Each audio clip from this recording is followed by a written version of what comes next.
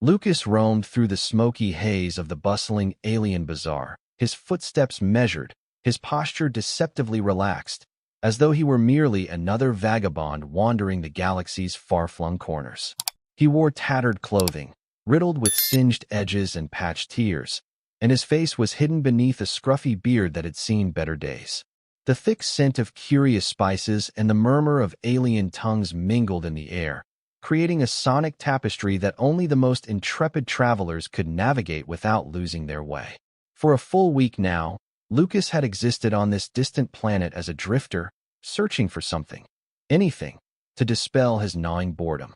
The city in which he found himself was a cluster of ramshackle towers and hovering platforms, set in a desert of shimmering purple sands. Conical buildings jutted at awkward angles, their outer hulls swathed in phosphorescent banners advertising everything from exotic delicacies to questionable services. The neon glow of alien script shimmered across his vision as he meandered deeper into the chaos, drawn by instinct toward the next thrill. He had just turned a corner, passing by a stall that sold oversized insects on skewers, each one roasted and dipped in a sauce that smelled disturbingly like melted rubber, when a sudden commotion halted his steps. A chorus of rough voices rose above the din, their threatening tones slicing through the bazaar's cacophony. Intrigued, Lucas edged closer, one hand drifting reflexively toward a hidden blade strapped beneath his frayed jacket. The voices belonged to a group of mercenaries, their faces shadowed beneath heavy helmets.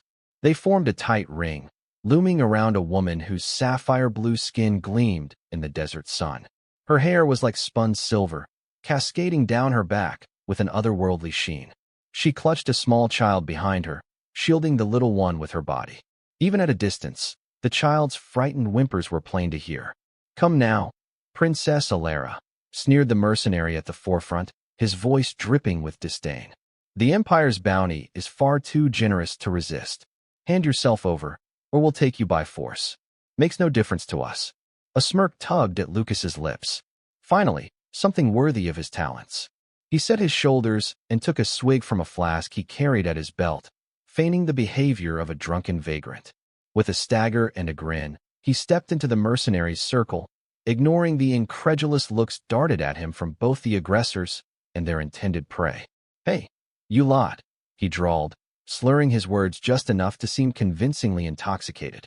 "I'll bet I can knock you all down in, oh, let's say 3 seconds. Barehanded, too. Care to put some credits on the line?" It was such a brazen, ridiculous claim that the mercenaries fell silent for a moment, exchanging glances of bafflement. Then they erupted into laughter, some pounding their fists on their armored thighs in uproarious mirth. "You," one scoffed. "You look like you've been sleeping in a trash compactor for weeks." Undeterred, Lucas merely blinked, swaying slightly on his feet. "Well, if you're scared, I understand," he teased. "You can go on harassing the lady and her kid, if that's all you're good for." The moment the words left his mouth, the atmosphere changed. The lead mercenary lunged with a furious snarl, his gauntlet fist hurtling forward. But in the space of a heartbeat, Lucas seemed to vanish. A blur of movement followed, a quick shift of weight, an upward sweep of his palm, and the mercenary crumpled, unconscious, before he hit the ground. The other mercenaries scrambled, attempting to draw weapons, to mount a defense, but it was hopeless. Lucas danced among them, darting from one assailant to the next. His fists and feet struck with surgical precision, each blow landing with devastating force. True to his boast, within 3 seconds, the mercenaries lay sprawled on the dusty marketplace floor, groaning in pain. Princess Elara, still cradling her child protectively, stared at him in speechless astonishment. Her silver hair framed wide, luminous eyes, and her sapphire skin glistened with a delicate sheen of perspiration brought on by terror and relief. At her side, the child, a little girl whose bright, curious gaze peeked over her mother's arm, looked on in quiet awe. Lucas offered them a casual shrug.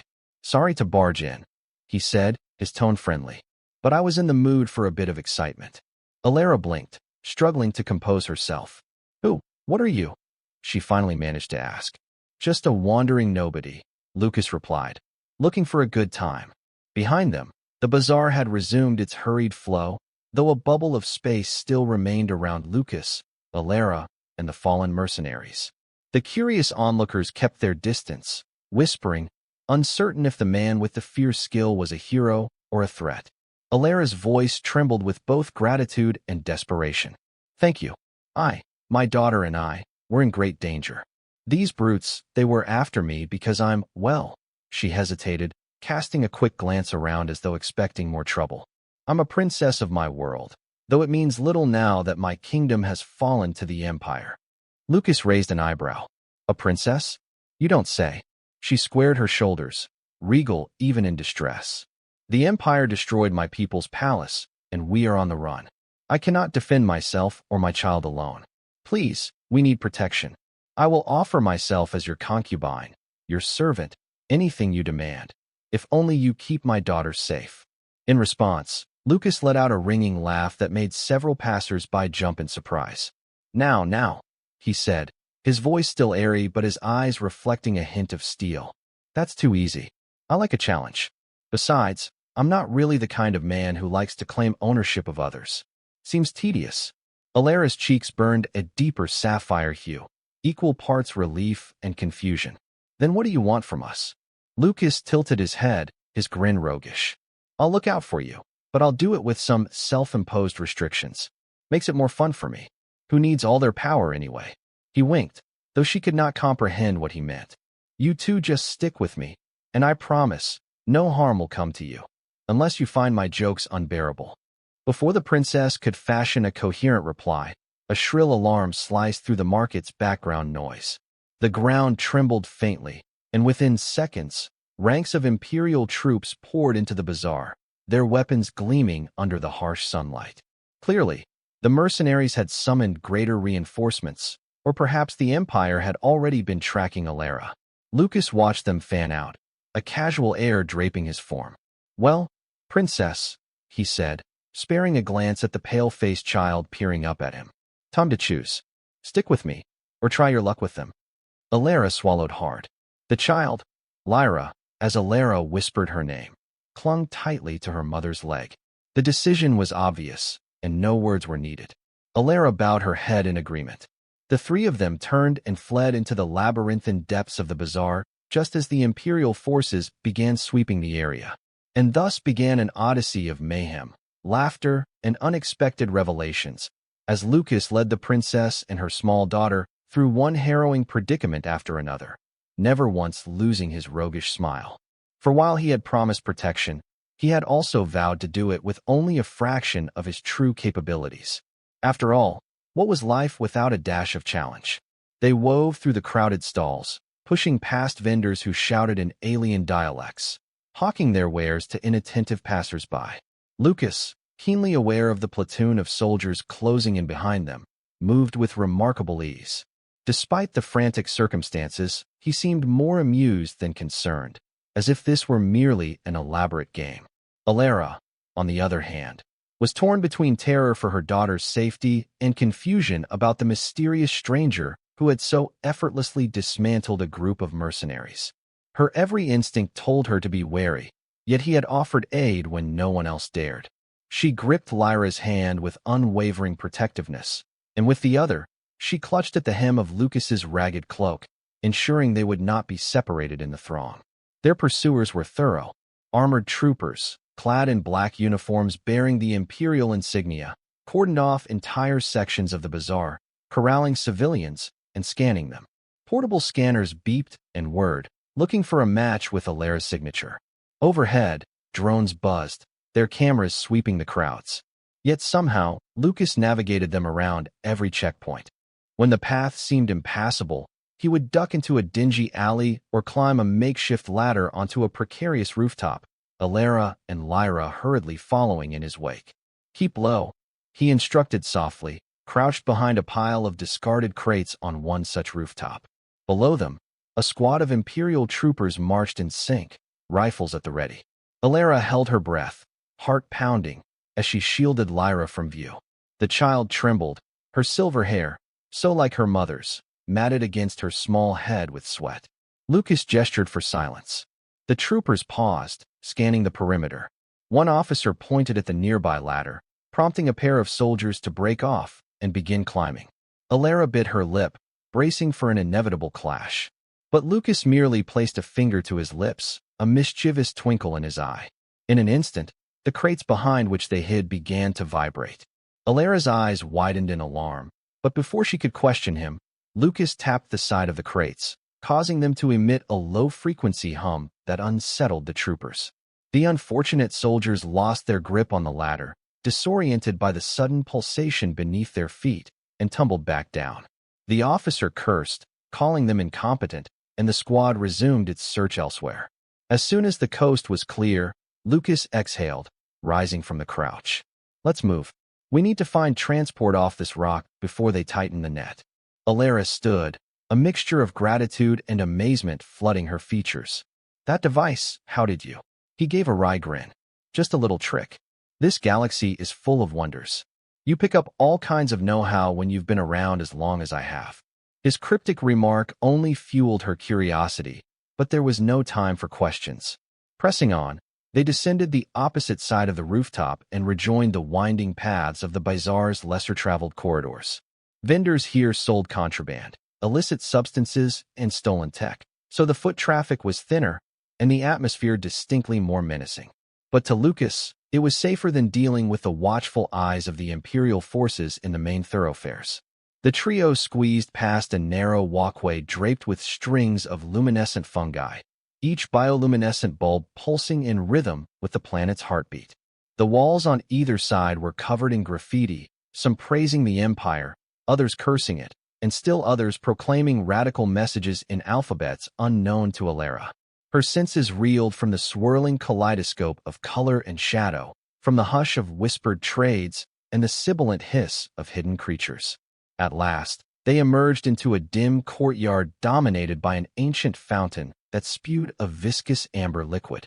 A few shady figures lounged around, eyeing them with half-lidded suspicion. Lucas paid them no heed, heading straight for a nondescript doorway at the far side. Above the door, a flickering sign read, "Grelk's Salvage." He knocked 3 times with a peculiar rhythm. A slit in the door opened, revealing a pair of glowing, reptilian eyes. "Who's there?" rasped a voice. "An old friend," Lucas responded in a casual tone, leaning against the wall. "And I've brought business." A moment of silence stretched into several heartbeats. Then, with a grinding clank, the door slid open, revealing a cramped interior cluttered with disassembled engine parts and half-melted circuit boards. The figure who had answered the door was a tall, lean alien with mottled green skin and elongated fingers. Its wide mouth curled into an expression of incredulity. "Lucas," it hissed, as though the taste of the name was both sweet and sour. "You're still breathing, I see. I would have bet an organ or two you'd be spaced by now." Lucas just laughed, strolling into the workshop. "You know me, Grelk. I'm too stubborn to die. Now, about that business. I need a ship, something discreet yet capable. My friends and I have pressing travel needs." Grelk's gaze shifted to Elara and the child behind her. Its wide pupils constricted at the sight of the princess's distinct features. "You're in more trouble than usual, I gather," the alien remarked, tapping a bony finger on a counter. "Not many travelers come around with imperial bounty on their heads. This might cost you." Lucas waved a hand. "Name your price." At that, Grelk's eyes gleamed with greedy curiosity. "Let's not be hasty. How about I see what you've got to offer first?" From within a hidden pocket, Lucas withdrew a small orb that shimmered like liquid starlight, swirling with color that seemed to come from no natural source. He placed it gently on the counter. "A little cosmic curiosity I picked up in the outer sectors. As far as I know, it's one of a kind. All yours, if you can find us a suitable vessel."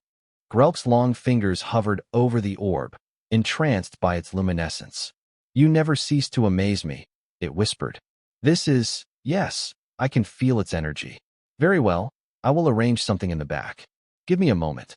As Grelk disappeared into a side chamber, Elara finally spoke up in a hushed tone. "That orb, it radiates with a power I've never seen. Are you truly certain we can part with such a relic?" Lucas offered a reassuring shrug. "It's worth plenty, sure, but I have little use for it. If it can buy us safe passage, then it's more valuable in Grelk's hands. Don't worry, princess. I've got a bag full of other curiosities if we need them." Elara studied him, her regal demeanor momentarily overshadowed by the burdens weighing on her mind. Lucas, I owe you our lives. My daughter and I, we cannot thank you enough. And yet, I barely know you. Why do you do all this? Why save us? He regarded her with gentle amusement. If I'm being honest, I was bored out of my mind. Protecting a hunted royal with the entire empire after her seemed like just the jolt of excitement I needed. But more than that, I suppose I've done enough harm in my past. Maybe it's time I tip the scales a bit toward the good. She furrowed her brow. You speak in riddles. Harm in your past. A flicker of something dark passed over his features, but only for an instant. Then he sighed. It's a long story, princess. Maybe when we're safely off this planet, I'll share more. For now, let's just focus on getting out alive. Before Elara could press further, Grelk returned, dragging behind him a battered hovercart loaded with mechanical parts. I've got you a ship, the alien announced with a conspiratorial grin. Nothing fancy, but it's got a top-notch cloaking rig, perfect for slipping past Imperial blockades. Give me 2 hours to get it fueled and flight ready. In the meantime, stay out of sight. Lucas nodded. We appreciate it, Grelk. We'll wait here. Let us know the moment it's ready. With that, Grelk disappeared again, leaving the trio to their own devices in the cramped workshop. The child, Lyra, had remained silent for most of the journey, her wide eyes taking in every detail with a mix of fear and wonder. Now, she tugged gently at Elara's sleeve, whispering a question too soft for Lucas to hear. Elara knelt, brushing a hand across Lyra's cheek in a comforting gesture. The princess's voice trembled with maternal tenderness. I know, my sweet one, she murmured. We'll be safe soon, I promise. Lucas watched them from a short distance, his thoughts drifting. He recalled the loss he had endured as a boy, the vow he had made that no one would suffer around him again if he could help it. Yet time and circumstance had twisted that vow, turning him into something formidable and feared. Now, standing beside this vulnerable pair, he felt a stirring in the depths of his being, an echo of a purpose he had long abandoned. He closed his eyes, inhaling the metallic tang of the workshop. Somewhere beyond these walls, the Empire scoured the city, determined to claim Princess Elara. But they would not have her, he vowed silently. Not while he drew breath. He had no illusions about the dangers ahead. The Emperor's forces were vast, and the bounty on Elara's head would attract legions of mercenaries. Still, the prospect of a grand chase only made his pulse race with grim excitement. Eventually, the workshop's door rattled as Grelk re-emerged. All set, the alien said, pushing the hovercart loaded with fresh supplies. I've stashed the ship in a private hangar not far from here. Key codes are in this data chip. He tossed a small device to Lucas. Just remember our deal. And good luck.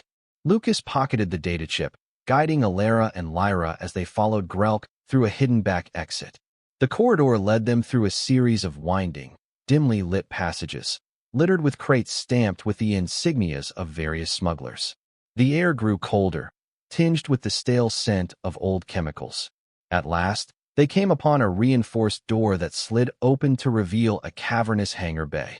Illuminated by overhead lamps, a sleek ship sat in the center. Its hull bore scratches and dents from countless adventures, but the design was surprisingly elegant. Twin engines flanked a narrow fuselage, and a pointed cockpit canopy gave it a predatory look. Elara's eyes widened with relief and anticipation, for this was their ticket to freedom, no matter how battered it might appear. The three of them hurried aboard, Lucas taking the pilot's seat. As he booted up the controls, Grelk offered a final wave from the hangar floor. May fortune favor you, it called, voice echoing in the cavernous space. Elara held Lyra close, strapping her into a seat behind Lucas. The child's small hands gripped her mother's arm, trembling with mingled excitement and nervousness. With each whir of the ship's systems, Elara could feel the weight of her recent ordeal shifting, replaced by a glimmer of hope. They might actually escape the Empire's clutches, if Lucas was as resourceful as he seemed. Initiating liftoff, Lucas announced, tapping the controls with practiced confidence. The engines hummed, gradually building power until the ship lifted off the hangar floor. With a short, controlled thrust, they passed through an overhead aperture that slid open to reveal the scorching desert sky. The moment they were clear of the hangar, Lucas activated the cloaking mechanism. The ship shimmered, fading from view. Outside, the city stretched out in every direction, domes, spires, and anti-grav platforms bristling with activity. In the distance, squads of Imperial patrol craft scoured the skies. Yet as Lucas guided them higher, weaving gracefully between the spires, not a single patrol noticed their presence. Elara exhaled, tension easing from her shoulders. "We're going to make it," she breathed, glancing back at Lyra. The child offered a tentative smile in return, her confidence bolstered by her mother's assurance. Lucas, however, did not smile. He gazed intently at the readouts on the console. "Brace yourselves," he murmured. "We've still got to break through the Imperial blockade in orbit. That's where the Real challenge begins." Sure enough, as they broke through the planet's atmosphere, the sensor display revealed a ring of cruisers and destroyers stationed in geosynchronous orbit. Each warship bristled with weaponry and scanning arrays. Interceptor squadrons prowled the darkness between them, forming a tight net that no unauthorized vessel could cross unchallenged. "This is where it gets interesting," Lucas said, hands darting over the controls. The engines roared as he accelerated, the cloaking field flickering at the increased power draw. "Hold on to something." The battered craft surged forward, stealthily closing the distance to the blockade. Even with cloaking, they would have to slip through an ever-shifting labyrinth of sensor sweeps. Lucas navigated with uncanny skill, charting a course that just grazed the edge of an Imperial cruiser's detection radius. But the cloak was strained. Warning lights blinked angrily on the console. The system was never meant for prolonged infiltration under such intense scrutiny. Suddenly, a beeping alert sounded. Elara's heart lurched. "They've spotted us," she gasped. Lucas grimaced. "Partially. The cloak is flickering. They're detecting anomalies. We'll have to punch through this blockade the old-fashioned way." Without further hesitation, he gunned the engines, boosting the craft's speed to a reckless level. The cloak finally sputtered out, revealing them on the scanners of every warship in orbit. Alarms blared aboard the Imperial vessels, and fighters scrambled to intercept. Lyra clung to her mother, eyes wide. Elara closed hers, silently praying for any deity that would listen to shield them from what seemed certain doom. Lucas, however, exhaled a deep breath, a lopsided grin forming on his lips. "Time to show them a fraction of my real self," he muttered. He eased one hand away from the controls, pressing it against the ship's console. A faint glow pulsed beneath his palm, arcs of energy dancing over the instrument panel. In that moment, the engines kicked to life with a force that belied their modest appearance. The entire ship jolted, catapulting forward with enough speed to blur the stars. Elara let out a startled gasp, and Lyra squeaked in surprise. Behind them, Imperial fighter craft tried to give chase, but found their quarry inexplicably outrunning them, like a comet blazing across the void. The blockade's capital ships opened fire, their turbolasers lancing through space in deadly beams of light. Lucas twisted the controls, weaving past volleys of radiant death with an almost supernatural agility. One by one, the beams missed, scorching the empty vacuum where the ship had been just moments earlier. "By the stars," Elara whispered, staring at Lucas in awe. She could feel the thrumming power resonating through the ship, channeled somehow through this strange man's presence. Who was he, truly, that he could manipulate technology so effortlessly? A cluster of Imperial fighters attempted to flank them, corralling them toward the largest destroyer in the blockade. Lucas only chuckled. "Let's give them a light show." He twisted a dial on the console, redirecting the ship's power. Suddenly, the hull emitted a swirl of electromagnetic pulses, flaring up on the enemy scanners like a miniature sun.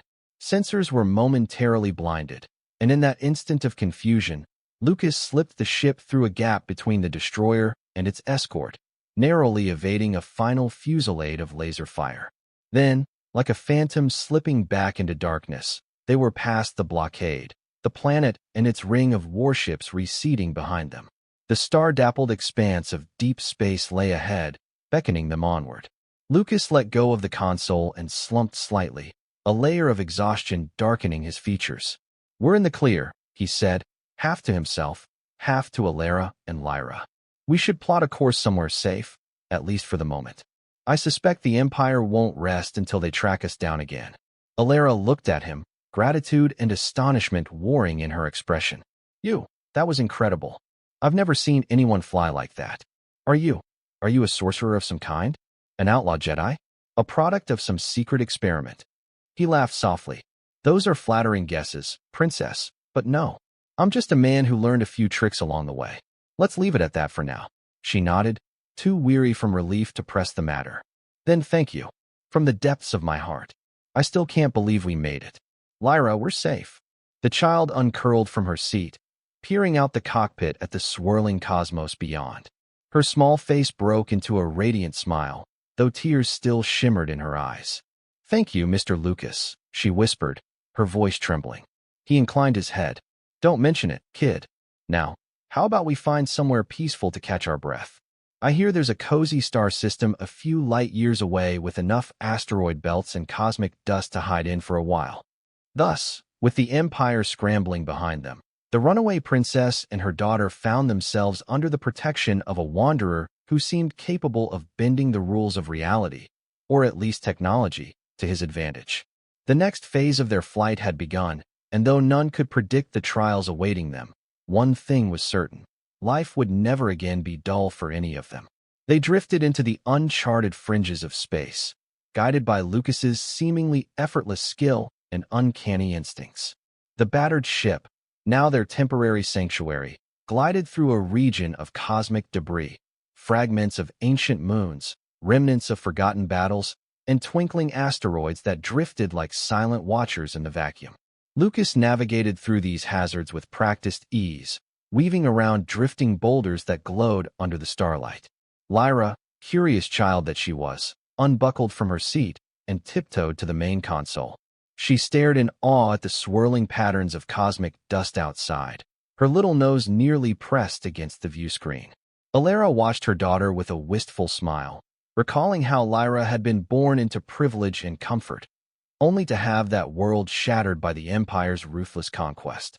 Now, they floated in this makeshift refuge, depending on a mysterious stranger whose motives they could only hope were benevolent. Don't get too close, Lucas said gently, not turning from the controls. Those view screens can flicker unexpectedly, and we don't want you losing your balance. Lyra nodded, stepping back obediently. It's so beautiful out there, she whispered. Is space always like this? Lucas allowed himself a small smile. It can be, sometimes. Beautiful, dangerous, often both. The galaxy's a big place, kid. Full of wonders. Elara laid a comforting hand on Lyra's shoulder. Yes, it is. Perhaps, one day, when all this trouble has passed, we'll get to show you a galaxy at peace, not overshadowed by the Empire's cruelty. Lucas glanced back, an inscrutable expression briefly crossing his face. That might be a tall order, he murmured, but it's a nice thought. Soon, they found a suitable hiding spot within a dense asteroid cluster. Lucas carefully nestled the ship between two massive rocks that drifted close enough to block most scanning attempts. The engines hummed to a low idle, preserving fuel and reducing their energy signature. A hush fell over the cockpit as they collectively exhaled, the immediate danger past, for now. Elara unstrapped herself and rose, stepping closer to Lucas. Is there a safe haven you know of? Some world beyond the Empire's reach where Lyra and I might lay low? She asked, voice catching on the last words. The very notion of going into permanent hiding, of never reclaiming her birthright, weighed heavily on her regal spirit. Yet her daughter's safety took precedence over pride or ambition. Lucas turned in his seat, regarding her with eyes that seemed far older than his outward appearance would suggest. There are places, yes, he replied. I've roamed enough corners of the galaxy to know hidden enclaves, lawless zones where the Empire's grip isn't so firm. But none of them are entirely safe, especially not for a former princess with a bounty on her head. She lowered her gaze, frustration and despair mingling. I see. Then we're doomed to run forever. A moment of silence stretched between them, broken only by the ship's soft hum. Not necessarily, Lucas said, his voice gentler. The Empire's big, but it's not all-powerful. If you truly want to fight back, there might be ways. Rebels, resistance cells, hidden alliances. But that path means stepping into a war you might not be ready for. Elara's jaw tightened. I would do anything to ensure my daughter grows up free. I despise the Empire for what it did to my people. If there's a chance, any chance, To reclaim my homeland, I must try. Lucas studied her with a mixture of admiration and cautious sympathy. You've got a lot of fire, princess. Reminds me of someone I once knew. Elara opened her mouth to inquire more, but Lyra suddenly tugged on her sleeve. The child looked up with solemn eyes. Mama, I'm hungry, she murmured. Elara's motherly instincts kicked in at once. Of course. Let's see what supplies we have. Perhaps we can whip something up. She turned to Lucas. I'm assuming you have rations somewhere. He stretched, pointing toward a storage compartment near the aft of the ship. Check there. Might not be gourmet, but it'll keep us alive. Elara led Lyra toward the compartment, rummaging inside until she produced a variety of ration packs, dried fruit, protein bars, and a peculiar powder that could be mixed with water to create a sort of thick, savory broth. Lyra crinkled her nose at the unappealing packaging, but said nothing. Hunger trumped culinary desire in their present circumstances. They settled down in the cramped space that served as a makeshift galley. As Elara prepared the meager meal, she couldn't help feeling a pang of nostalgia for the royal feasts that had once been her norm. She had grown up in opulence, a palace perched on crystalline cliffs, with banquets that showcased the finest delicacies from every star system allied with her kingdom. Now she found herself stirring powdered broth in a battered ship. Fate's caprice was cruel indeed. Lyra ate quietly, her small face pressed in concentration as she made the best of the bland fare. Every so often, she cast a grateful smile at her mother, happy simply to be at her side. Elara forced a reassuring smile, wishing she could offer her child something more comforting than a ration pack and uncertainty. Lucas joined them after setting the ship's sensors to alert him of any Imperial approach. He accepted a ration bar with a slight grimace. I've survived on these things more often than I care to remember, he remarked, biting into it without enthusiasm. Still, beats going hungry. Where did you learn to pilot like that? Elara asked, seizing the opportunity to probe Lucas's background now that they had a moment of calm. I've known skilled pilots. My kingdom employed some of the best. But you maneuvered through that blockade as if the Empire's ships were standing still. And that energy you seemed to channel. It wasn't normal, was it? Lucas chewed thoughtfully, meeting her gaze with a half-smile that held a glimmer of sadness. Let's just say I wasn't always a drifter. I grew up on a world that valued strength, physical, mental, whatever form it took. We were taught that weakness was the enemy. I guess I took that lesson to heart, learned everything I could to ensure I was never weak again. Elara leaned forward, sensing more to the story. That might explain the skill, but not the power I saw. You made this ship do things I didn't think were possible. He sighed, running a hand through his hair. My people had a way with technology. We learned to fuse our own life force with machines in small ways.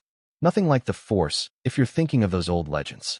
More like a heightened intuition, an ability to sense and manipulate the energies that run through all matter. It's a rare gift, and I paid a steep price to master it. She remained silent for a moment, processing the revelation. Her knowledge of the galaxy was limited to her own kingdom and the surrounding systems. She had heard whispers of ancient traditions, lost arts that allowed certain individuals to bend the material universe to their will, but they were always dismissed as myths. Now, sitting before a living example, she wasn't sure what to think. Is that why you left your home? She asked softly. Lucas shrugged. Partly. Let's just say I made choices that put me at odds with my people. I sought power for the sake of protecting others, or so I told myself. But power has a way of corrupting, or at least, of isolating you from those you love. By the time I realized that, it was too late. I became a wanderer, never staying in one place for too long. Until now. Lyra, still nibbling on her ration bar, listened with wide eyes, though she may not have grasped the full weight of his words. Elara, meanwhile, felt a pang of empathy. Despite his roguish demeanor, Lucas bore invisible scars. Of that, she was certain. She reached out, placing a gentle hand on his forearm. Thank you for trusting me with that much, she said softly. I may be a princess, but I know what it's like to lose one's home. His gaze flickered over her, and for a moment, his guarded exterior seemed to soften. Then he drew back, clearing his throat. We should get some rest. The sensors will alert us if any ships approach. Once we're all feeling more human, and partially alien. In your case, we can figure out our next move. That night, if one could call it night, In the endless expanse of space, Elara and Lyra found a cramped berth in the ship's sleeping quarters. Lucas took the cockpit, preferring to doze in the pilot's seat, or perhaps simply not wanting to let his guard down fully. The hum of the engines was a lullaby to the weary fugitives, and soon Lyra drifted into a fitful sleep. Elara, however, lay awake for hours, staring at the curved metal ceiling. She wondered about the precarious path ahead. To remain hidden, or to rally allies for a counterattack against the Empire, that was the burning question.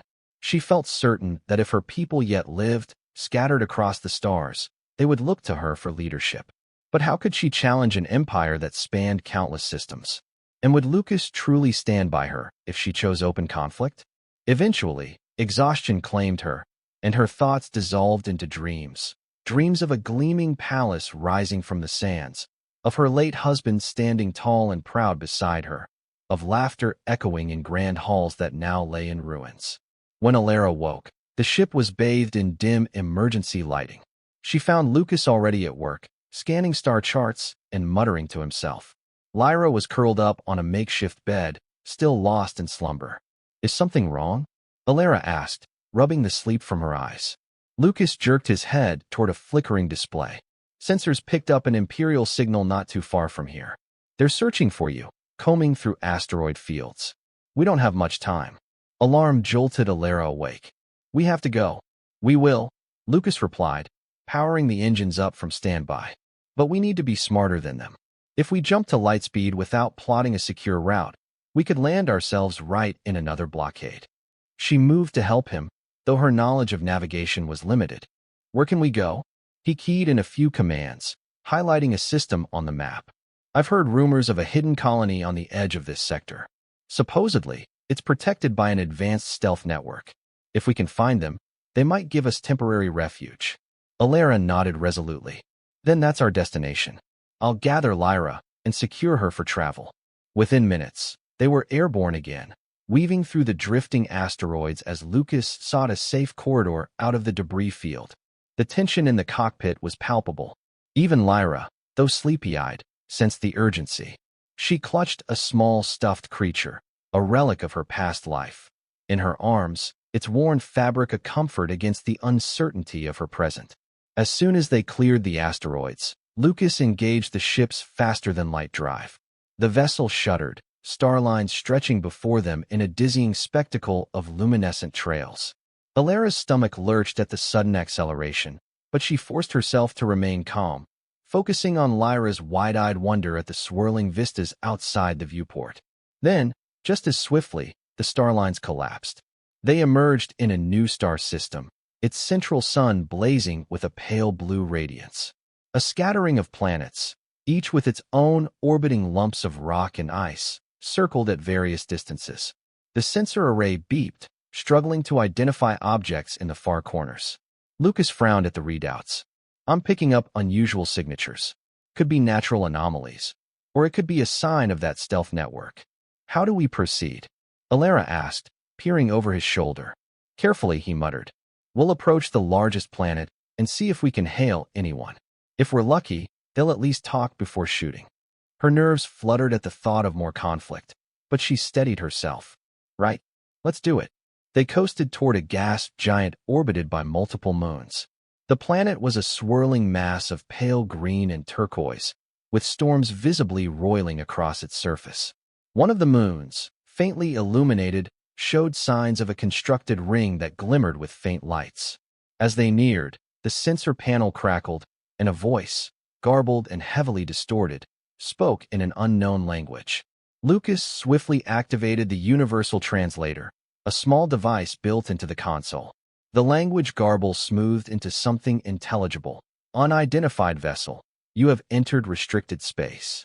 State your purpose or be fired upon." Elara's heart pounded. She cast a worried glance at Lucas, who simply took a calming breath before replying. "This is Captain Lucas of the Righteous Vagabond," he said, improvising a name for their ship. "We seek refuge from the Empire. We were told there might be a colony here that values its privacy. We mean no harm." A tense silence followed. Then the voice crackled back. "Stand by. Lower your shields and power down your weapons." Lucas raised an eyebrow at Elara.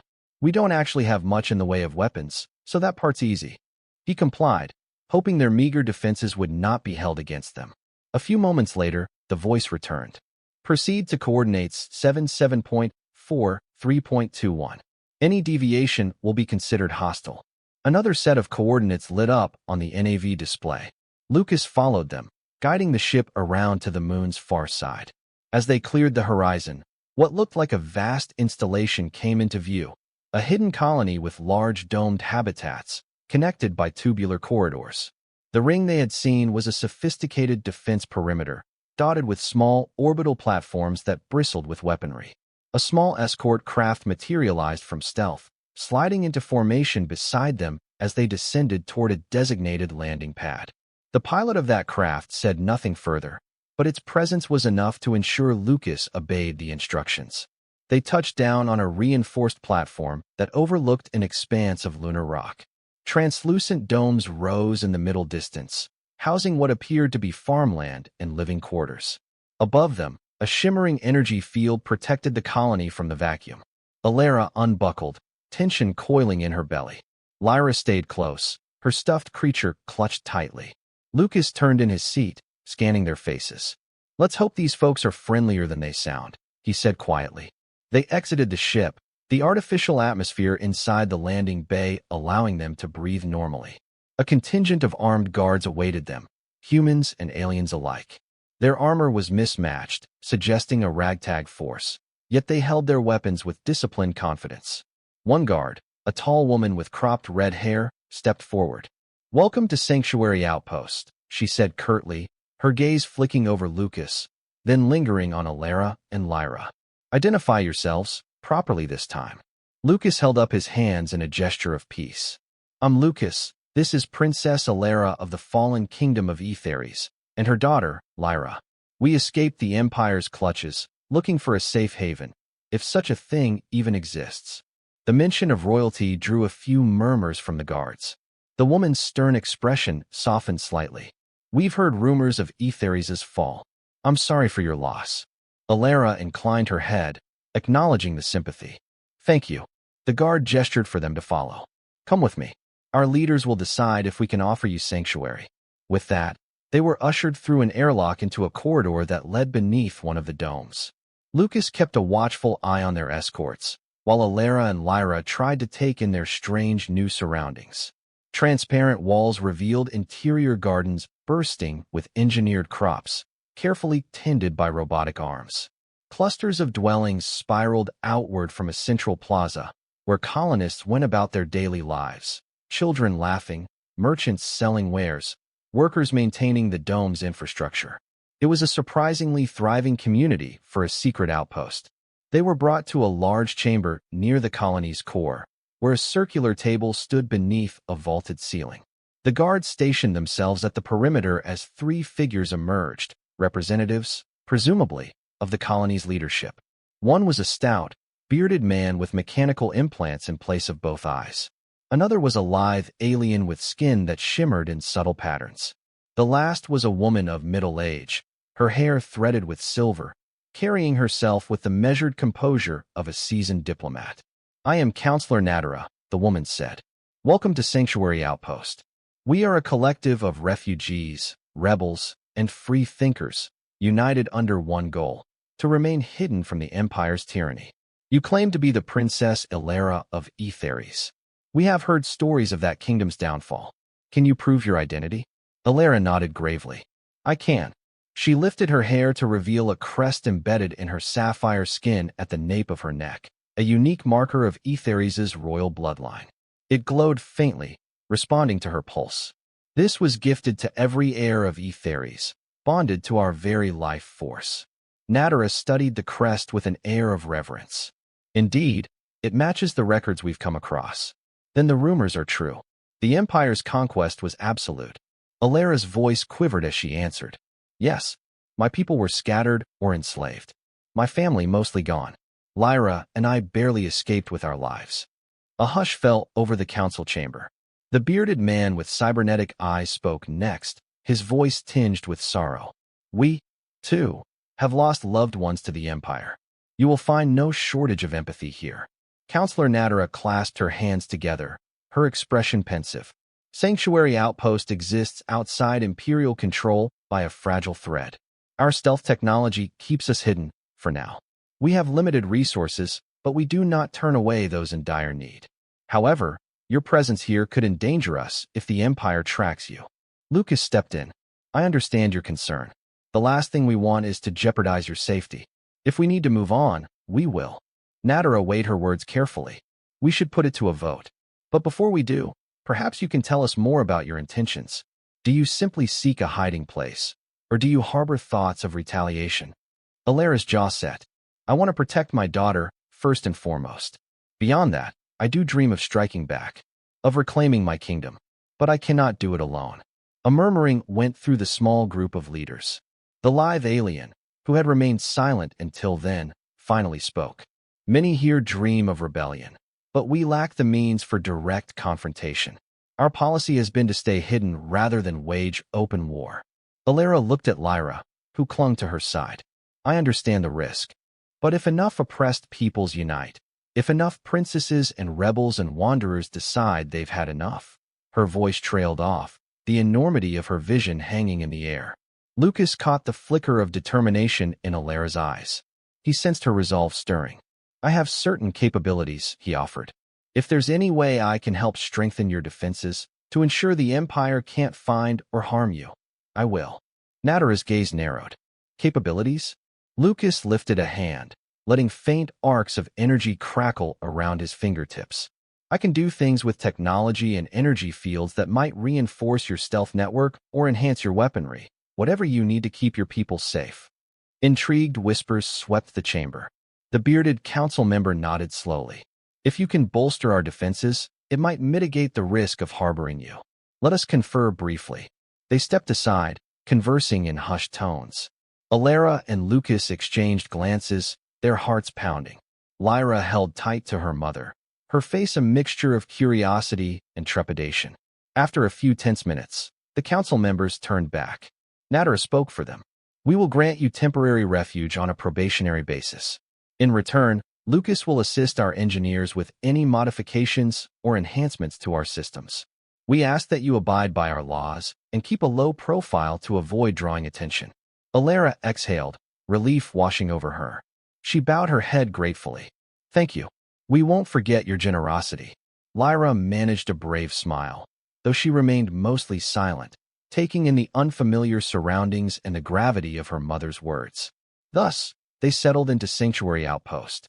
Lucas busied himself with the engineering team, swapping knowledge of the stealth network's arc generators, shield harmonics, and sensor scrambling technologies. His innate ability to interface with machinery astonished the outpost technicians, who quickly embraced his expertise.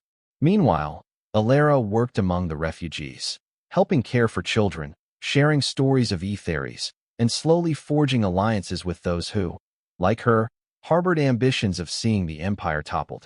Days passed, blending into weeks.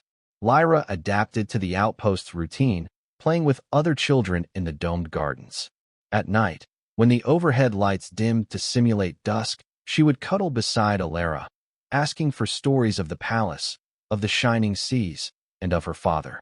Each tale tugged at Elara's heart, but she soothed her child with gentle words, promising that better days might lie ahead. Lucas's restless nature found some respite in the outpost's communal spirit.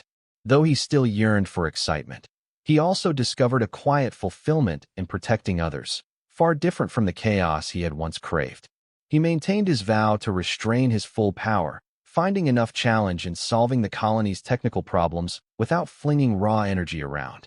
Despite these promising developments, tension simmered just below the surface. Reports trickled in from distant systems, stories of tightened imperial control, of entire worlds falling under martial law. Whispers of a full-scale crackdown reached the outpost, fueled by scattered intel from fleeing refugees. Every rumor heightened the sense of urgency among those who dreamed of open rebellion. Elara, more than ever, found her thoughts turning to the question, should they lie low indefinitely, or should they attempt to strike back? Her instincts as a ruler, as a guardian of her people's legacy, warred with her maternal desire to keep Lyra safe at any cost. One evening, as she lingered by a hydroponic garden, she found Lucas seated on a bench, gazing up at the simulated night sky projected onto the dome's interior. Twinkling stars and a digital moon gave the illusion of a tranquil night. Elara approached quietly, the gentle rustle of her robes heralding her arrival. "Mind if I join you?" she asked softly. He looked up and shook his head. "Not at all, princess." She settled beside him, following his gaze to the projected stars. "Thank you for all you've done. The outpost leaders speak highly of you. They say you've fortified their systems in ways they never imagined." Lucas shrugged lightly. "I had a few ideas. It felt good, to use my talents for something constructive." She studied his profile, catching a hint of sorrow around his eyes. "You once told me you sought power to protect others. Perhaps you've finally found a place where you can do exactly that." His laugh was low and tinged with self-mockery. "Maybe, but I know myself, Elara. This tranquility won't last. Eventually, the Empire might discover this place, or someone else will need help somewhere else. I don't stay put for long." Elara looked down at her clasped hands. "What if you did stay? What if you joined us in something larger? There are those here, in Sanctuary, who believe we should stand and fight. If we all come together, the outpost, scattered rebels, the remnants of my people, perhaps we could form a real alliance." Lucas exhaled. An alliance strong enough to resist the Empire is a tall order. They've got fleets, armies, entire networks of spies.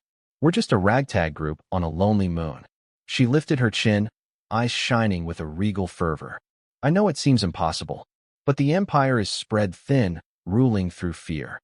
If enough star systems unite, if enough princesses and rebels and wanderers decide they've had enough." Her voice trailed off, the enormity of her vision hanging in the air. Lucas studied her, admiration mingling with doubt. "And you? You'd lead this alliance?" She hesitated. "If that's what my people need, yes. But I can't do it alone. I'd need you, Lucas. I'd need everyone here who's willing to risk their lives for freedom." He closed his eyes, memories surging, a swirl of battles fought, friendships lost, the chill of betrayal, the fleeting thrill of victory overshadowed by sorrow. Then he remembered Lyra's innocent eyes, and how she deserved a future untainted by oppression. He remembered the laughter of children in the outpost, the cautious hope that glimmered in the refugees' faces. Finally, he opened his eyes and spoke in a quiet, steady tone. "All right, princess. If you're serious about taking on the Empire, I'll stand with you. But this won't be a one-man show. We need real forces, real plans, real resources." Elara smiled, tears of gratitude and determination lining her lashes. She placed a hand over his. "I understand. We will gather allies, plan carefully, one step at a time."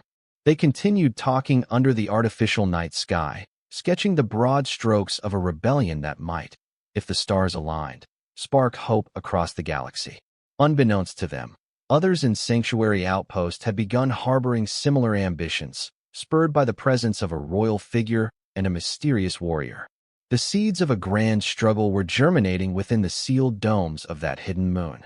Yet even as Elara and Lucas exchanged fervent promises, destiny stirred beyond the horizon.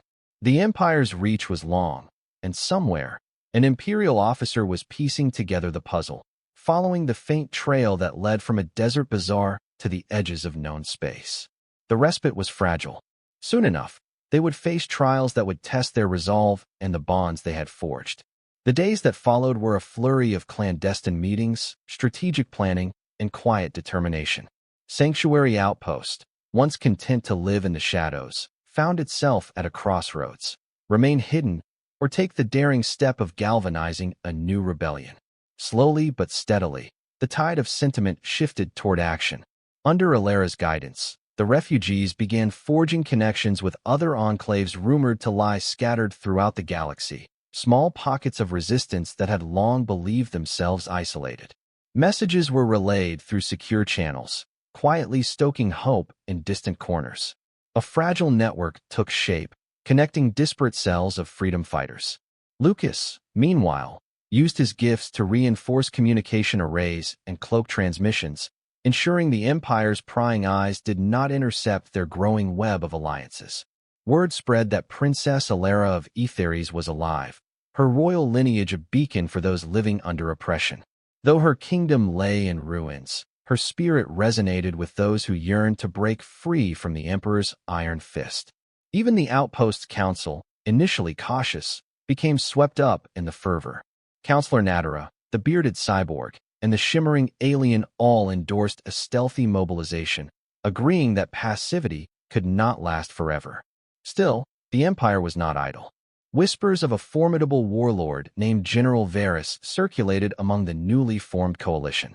Varys was said to be a master strategist, tasked personally by the Emperor with crushing any spark of rebellion. When unconfirmed reports placed Varys's forces in a neighboring sector, tension in sanctuary outposts soared. Preparations for war accelerated. Lucas found himself at the heart of these efforts. As he worked to enhance the outpost's defensive shields, he also honed his combat systems, training volunteers in the subtle manipulation of energy fields. Though few possessed his innate abilities, he demonstrated advanced tactics and infiltration methods that might level the playing field against the Empire's superior numbers. He stepped into a mentor's role, an odd transformation for a man who once reveled in lone wolf escapades. Elara, for her part, rallied the nascent rebellion with inspiring speeches. She reminded them of lost homelands, shattered families, and the universal desire for freedom. She invoked the legacy of Aetheres, a peaceful kingdom that had once stood as a cultural jewel, and promised that such a shining ideal could exist again if they stood united. At her side, Lyra watched in quiet admiration, occasionally drifting off to join the other children in the gardens, her heart a blend of apprehension and hope. At last, the tipping point arrived. A coded transmission reached the outpost. An allied cell had intercepted Imperial orders. General Varys planned to attack Sanctuary Outpost directly, having narrowed down its location after interrogating a captured rebel agent. With a fleet at his disposal, he intended to snuff out the rebellion before it could fully ignite. In the echoing dome of the outpost's central assembly, hundreds of newly minted freedom fighters gathered. Some wore mismatched armor, others carried salvage blasters. Among them stood Elara and Lucas, facing the council. Natara's voice rang out, resolute. "We have no choice but to fight. Varys will be here soon. Our stealth technology might not suffice if they scan this moon with advanced detection. We must confront them, and we must win." A murmur rippled through the assembly. Fear, excitement, determination. Lucas stepped forward. "We won't be alone," he announced. "Allies from nearby sectors have promised to send ships. They may not have enough time to assemble a full fleet, but every vessel helps." Elara placed a hand over her heart. "We fight not merely for ourselves, but for every world under the Empire's shadow. If we stand our ground now, we show them that we are no longer prey to be hunted." Cheers erupted, a chorus of voices pledging to defend Sanctuary Outpost. In that moment, the ragtag group of refugees transformed into an army, however small. They dispersed to their stations, some to man anti-aircraft turrets installed on the outer ring, others to pilot refurbished starfighters that had been hidden for years in underground hangars. Droids bustled about, delivering supplies and weapons, while medics prepared triage units in case the battle turned dire. Lucas and Elara stole a brief moment together in one of the quieter corridors. Lyra was elsewhere, safely hidden in the outpost's core with other non-combatants. Elara's sapphire skin shone with a fine sheen of perspiration, her eyes bright with adrenaline and concern. Lucas looked at her, heart pounding in his chest as though he too were caught in the gravitational pull of her resolve. "Whatever happens," she whispered, "thank you. You've given us a fighting chance." Lucas brushed a strand of silver hair from her face. "I'm not doing this just for you," he said softly, voice tinged with rare vulnerability. "I'm doing it for all of us. For the galaxy that deserves better." She nodded, gratitude and affection in her gaze. Then the moment passed, and they hurried to their respective posts. Soon, the Empire arrived. The sensor alarms shrieked throughout the domes. Out of hyperspace emerged a looming battleship flanked by destroyers and squadrons of TIE-like fighters. Their presence darkened the horizon of space, a menacing curtain of steel and fire. Sanctuary Outpost's newly forged fleet scrambled. The handful of Allied ships that had answered the call were already in orbit, fanning out in battle formation. The outpost's stealth field shimmered, adapting to jam enemy scanners. But the Empire unleashed powerful scanning pulses that chewed away at the cloak's effectiveness. General Varys wasted no time. An imposing figure in black and scarlet armor, he appeared on an open broadcast. "Rebels of Sanctuary Outpost," he intoned, voice a deep rumble of contempt. "Surrender the princess, and I may spare your miserable lives. Resist, and you will be annihilated." Elara, standing in the outpost's control center, lifted her chin and transmitted her own message. "General Varys, the age of fear is over. We reject your offer, and we stand as free beings. You will not prevail here." His reply was swift. "So be it." The battle ignited. Imperial fighters swooped down upon the outpost, unleashing strafing runs against the defense ring. Turbo-laser fire rained from the orbiting cruisers, lighting the dome's protective fields in dazzling flashes of green and red. Return fire erupted from the outpost's hidden cannons, catching the Empire off guard with their unexpectedly potent blasts. The Allied ships darted through the chaos, employing guerrilla tactics to harass the larger Imperial vessels. Lucas found himself in the pilot's seat once more, guiding the battered ship that had ferried Elara to safety. Now equipped with improved shield generators and a handful of laser cannons, courtesy of his engineering enhancements, the craft soared into the fray.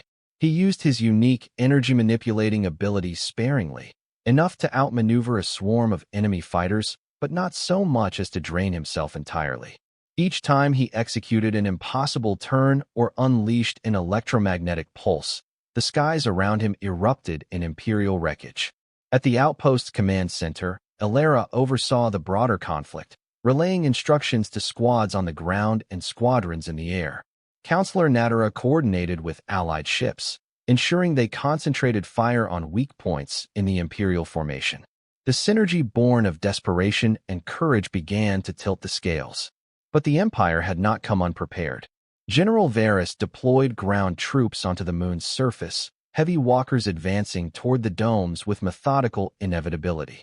Refugee soldiers dug in, firing from behind barricades, their weapons augmented by Lucas's earlier modifications. The fight on the lunar soil was brutal, the squeal of metal and the thud of explosions echoing in the thin atmosphere. Then came the decisive moment.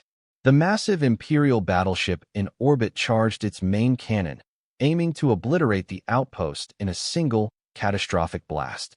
From her vantage point, Elara watched in horror as energy readings spiked. Should the cannon fire at full power, it would tear through their defenses, dooming them all. Lucas, still dogfighting near the ring, recognized the battleship's intentions. He tapped into that deeper reservoir of power he had vowed to restrain.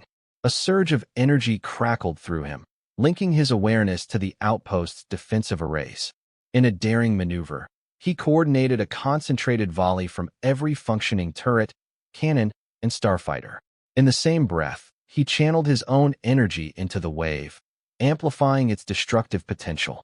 A swarm of projectiles, laser beams, and electromagnetic bursts slammed into the battleship at the precise moment it tried to discharge its cannon. For an instant, the vacuum of space ignited in a spectacular bloom of light. The battleship's core cracked, and a chain reaction tore through its massive hull. In the control center, Elara shielded her eyes as the Imperial flagship erupted into a silent explosion, spewing debris in all directions. With their flagship destroyed, the remaining Imperial vessels wavered. Some tried to regroup, while others began retreating. General Varys, still on a smaller destroyer, raged at his subordinates to hold the line, but the tide had turned. Allied ships pressed the advantage, picking off panicked fighters. The Imperial ground troops, cut off from support, surrendered in droves. Triumph was at hand. In the aftermath of the final skirmish, Sanctuary Outpost stood battered but unbroken. Smoke rose from craters around the domes, and wreckage littered the orbital lanes. Medics rushed about, attending to the wounded. Elara, heart pounding, emerged from the command center to witness the battered defenders cheering in relief and disbelief. The Empire had been repelled. Moments later, Lucas's ship touched down on a scorched landing pad, its hull bearing fresh scars. He staggered out, weary from the massive exertion of power. Elara ran to him, relief flooding her eyes. He offered a lopsided grin. "We did it, Princess, he managed, voice raspy. She threw her arms around him, ignoring the onlookers, tears of gratitude shining on her sapphire cheeks. You saved us, she whispered. All of us. He leaned his forehead against hers, the world spinning in the aftermath of battle. You saved yourselves. I just gave you a push. Applause and cheers swelled as word spread that the Imperial flagship was destroyed and the rest of Varys's fleet was in retreat. The significance of this victory went beyond mere survival. It was a potent symbol to embolden the galaxy. The Empire, for all its might, could be beaten. In the following days, as the outpost repaired its defenses and tended to the wounded, messages of congratulations poured in from allied enclaves. The new coalition, galvanized by Sanctuary's success, grew in confidence. They saw in Elara a true leader and in Lucas an unrivaled champion, each forging a path toward a future not ruled by tyranny. Lyra clung to her mother, watching the buzz of activity with childlike wonder. She caught a glimpse of Lucas talking to a group of engineers, instructing them on how to improve the outpost shield generator. The little girl walked over and tugged on his jacket, smiling shyly. Thank you, she said, her voice soft. You made the bad guys go away. Lucas crouched, ruffling her silver hair. Maybe for a while, but I promise to keep making them go away if they come back. Elara approached, placing a hand on her daughter's shoulder. She gave Lucas a look of profound gratitude. You know, she said gently, you could stay here. We'll need your help rebuilding, organizing, and looking after those who are still at risk. Lyra would love to have you around. Lucas hesitated, that old wanderlust flickering in his eyes. Then he recalled the terror on the refugees' faces, the weight of responsibility he had embraced. He gazed at Elara and Lyra, seeing in them something precious, a bond he never thought he'd have again. A family, in a sense, though he had never dared to label it as such. Maybe I will stay, he replied, voice laced with cautious hope. At least until the galaxy's a bit safer. A smile blossomed on Elara's face, warm as any sun. She took his hand in hers, and Lyra giggled, wrapping her arms around them both. Together, they looked out across the outpost, a place once hidden in fear, now a beacon of resilience. The spark they had ignited would continue to burn, uniting star systems under a banner of defiance against tyranny. For Lucas, who once wandered the galaxy with restless abandon, a new challenge loomed, learning to care, to protect not just for the thrill of battle, but for the hope of tomorrow. For Princess Elara and her daughter, who had lost everything, this victory signaled a chance to rebuild a life, and perhaps a kingdom founded on unity and compassion. No one knew how the struggle against the Empire would ultimately end. The Emperor and his generals would certainly rally their forces, and countless trials lay on the horizon. But for now, Sanctuary Outpost stood triumphant, and in that moment, the future seemed bright. In the gentle glow of the dome's simulated sunset, Lucas wrapped an arm around Elara, and together they watched as Lyra played among other children. A hush fell, warm and content, filled with the promise of better days. Whatever came next, they would face it as a family, unbowed and unafraid. Their story, once driven by desperation, now turned toward a future lit by the unbreakable power of hope.